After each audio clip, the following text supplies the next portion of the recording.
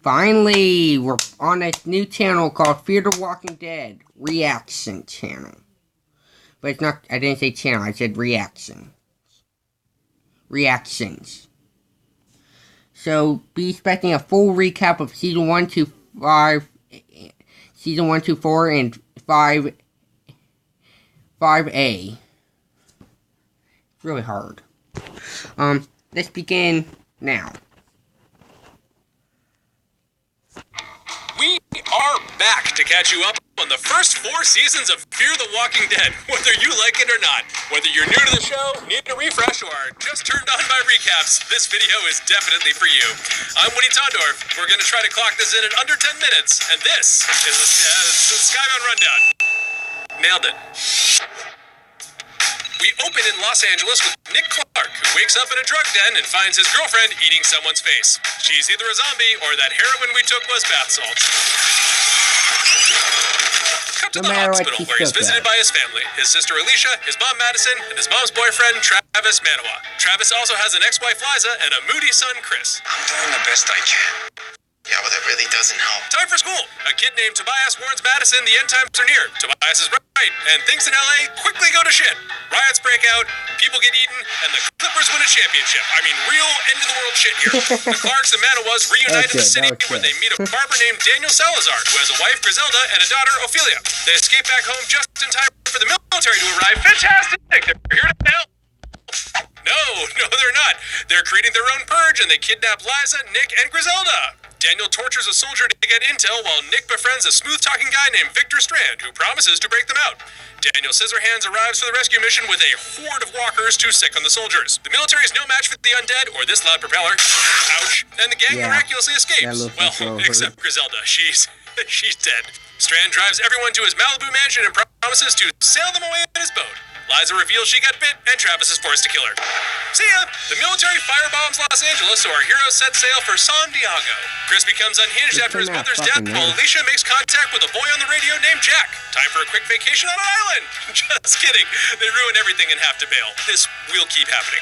Alicia and the gang go shopping on Plane Crash Island and immediately get attacked by the undead passengers. One of them is Hurley. Dude. They meet a girl named Alex from the Flight 462 miniseries, and we don't have time to explain that either. Nick covers himself in blood to sneak attack the undead while his family escapes back to the sea.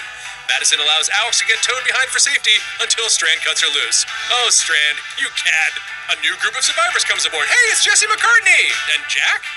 Oh, shit. They attack the gang and Strand escapes in a boat. Flashback! Strand pulls a Cardi B and gets a guy drunk so he can steal his money. Nick finds Strand's friend Luis on shore, who helps him attack the pirates as their leader Connor arrives. Alicia and Travis get captured, and the gang uses a dead Jesse McCartney as a trade. The gang arrives at a plantation in Mexico, where Strand finds his lover Thomas. Hey, it's the guy he drugged in the flashback. Aw, that's sweet. It's run by his old housekeeper Celia, who protects walkers like an evil Herschel and convinces Nick the dead aren't all that bad. Strand is forced to kill Thomas when he finds a bite mark. Chris gets exiled for trying to kill Alicia and Madison. Chris, get out! Madison locks up Celia with the undead, and Daniel burns down the plantation with himself inside. The gang leaves, but Nick decides to walk with the dead. Guess we'll see you later. Ha! I hate myself. Nick quickly learns the walker lifestyle ain't for him and gets rescued by a survivor named Luciana, who takes him to her colony, and apparently must have some affinity for fucking idiots because they definitely bone later. It's there he meets a doctor who claims he's immune to the walker disease. He's not. Meanwhile, Strand and the gang take shelter in a hotel still run by its jaded staff. Elsewhere, Travis and Chris hang out with 3 frat guys who end up leaving Travis and killing Chris after a gruesome car accident. Travis and the frat guys somehow make it to the same motel Madison's at, small apocalypse, so Travis rage murders them when he finds out they killed his son. The hotel staff makes them leave while Strand stays behind. Madison and the gang arrive at the colony, but Nick's not there because they fled when it got attacked by a gang. Long story, doesn't matter. They head to the border and are immediately captured by the military. Everyone gets reunited in a military base after Alicia and Madison skull-fuck this military brat named Troy Otto. He's the worst. Travis and Alicia board a helicopter, but it gets capped from below and Travis gets shot, so he falls to his death and into the Avatar sequels. The gang eventually reunites at Troy's family ranch, which is run by his survival preparedness father Jeremiah, who literally has skeletons in his closet. Strand gets locked up in a dam by his old friend Dante and is visited by Daniel? I knew you would drink it all. But I thought you were dead! Daniel rose from the ashes, got saved by a very nice dude named Dufresne, who steals water for the thirsty, and then later Daniel repays that kindness by totally selling him out later. Back in the present, Daniel kills Dante and makes a dam worker Lola the leader. Elsewhere, Alicia hooks up with Troy's nicer brother Jake, while Madison and the soldiers get ambushed by a guy named Taka and his people, who just want their fucking land back. The land you've lived on needs to be returned. Abandon the ranch. I say give it to him. They look very upset. Daniel breaks Strand out with the promise to find his daughter Ophelia, but when he finds out Strand lied, he nixes the deal and leaves him to die. Taka's people set fires around the ranch and people start to bail. Troy follows one family and murders them because, as we covered previously, Troy's the fucking worst. Yeah. Turns out Taka has Ophelia, so Madison and Alicia Troy make a trip is the worst, and we're gonna have to get used to it. to get her back. Ophelia immediately poisons half the ranchers with anthrax because it turns out Jeremiah killed one of Taka's ancestors.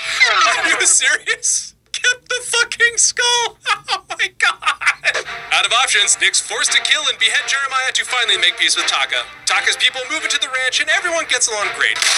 Just kidding, it's chaos. I mean, it's Fear the Walking Dead. What did you fucking expect? Troy gets exiled, thumbs up move, while Madison and Taka try to solve their water shortage problem by trading gold for water at a bazaar. But of course, Strand is there, and he's in deep shit, and there's a whole other group called the Proctors, and they want to kill Strand. I mean, same shit, different day, right? People either love me or hate me. Never indifference.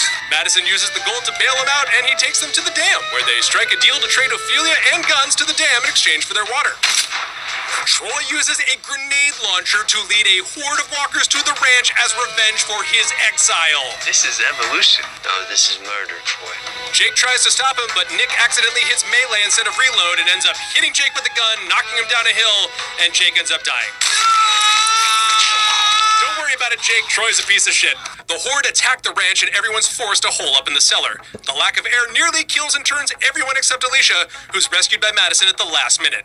Ophelia gets bit during the attack, so Madison promises to take her to Daniel, but she dies right before she can say goodbye. It's sad. Meanwhile, Nick and Troy do zombie brain drugs at the bazaar, of fucking course, while Alicia and a survivor get attacked by the Proctors, who plan to take the dam. Madison and Strand place explosives under the dam, while Nick tells Madison about Troy leading the horde to the ranch. I wasn't right that the Indians Now had it. kill him. Indians. Madison, what you gonna do? One more time. Woo! Fuck you, Troy. I am hopping up and down, naked Yeah, fuck you, Troy. in the booth. I've never been happier. That was probably too much. I'm not totally naked. Anyways, the Proctors shoot up the dam while Strand tries sneaking Nick and Madison out. Let's go back to Troy getting hit with a hammer. Hey! It doesn't work, but Nick has the detonator, so John lets the family go while Taka snipes the Proctors from a hill. Nick blows up the dam, and we only see Madison wash up on shore, leaving the fate of our heroes up in the air. In the industry, that's called a cliffhanger. We jump ahead a few years and catch up with Morgan, who meets a kind-hearted cowboy named John Dory, who's just looking for his lost love, Laura. I've been looking for her for some time. The two of them get rescued from baddies by Althea, a SWAT truck-driving former journalist who collects people's stories on her tapes. I like new people. On the road, they run into Alicia and the gang, but where's Madison? After the explosion, the gang reunited at a baseball stadium, where they took in other survivors like this girl Charlie and this nurse Naomi, which is definitely her name. Then they get threatened by a hipster Negan named Mel, who wants their shit. You're not taking anything from us. People always say that. Also, he's friends with Charlie. I have the feeling that Charlie's the new Troy. Yep. Charlie is the new Troy. You'll thank me later for saying that. Flashback to John and Laura's original meetup. He nurses her back to health, they fall in love, I love you. but she bails. She spells I'm sorry with the Scrabble thing. It's on triple word score though, so that's rude. Charlie returns and asks them to help Mel, who got injured on the road. They do this, but his brother Enos shows up and unleashes a horde of walkers in their parking lot. Madison draws them in the stadium and sacrifices herself by burning it all down to save everyone else. Main character dead, but we got a Morgan. In the present, Nick finds Ennis and murders him for getting Madison killed. Charlie shows up and kills Nick in retaliation. Two main characters? Oh, you crazy for this one, Fear. Alicia and the gang find Mel and pull a Troy by blowing him and his people up with a grenade launcher. Also, turns out the Laura that John is looking for is Naomi from the stadium, whose real name is June. Laura? John. What? Morgan decides to take everyone to Alexandria. Heading back where I came from, and I think you should come along. But no one's really interested, and a hurricane hits, separating our heroes for the 1000th time. For a Yay. moment, Morgan forgets that he's a super competent badass and accidentally ships himself to Mississippi, where he meets some charming truckers named Sarah and Wendell. After Those characters are the best fucking characters in this show. After some misunderstandings, they link up with a brewer named Jim, and Morgan convinces them to help him find his friends in Texas. Meanwhile, Alicia and Charlie form a bond while trapped in a flooded house, while Strand and John get marooned on an alligator-guarded island. Best season of Fear yet.